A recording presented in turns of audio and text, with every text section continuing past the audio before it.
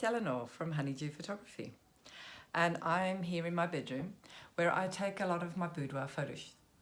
It's because we have a bed and it's such a handy bed to use. And I just want to give some advice on what not to bring on your photo shoot, for your boudoir photo shoot, and that is stay-up stockings. Okay, if you're wearing a garter belt, then I want you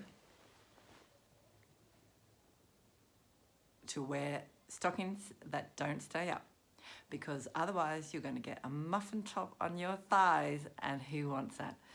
Definitely not you, and definitely not me. Okay, if you want to know anything more about how to avoid a muffin top on your thighs, click the link below and you'll find out all you need to know. So it's Eleanor here from Honeydew Photography. I look forward to seeing you next time. Okay, bye.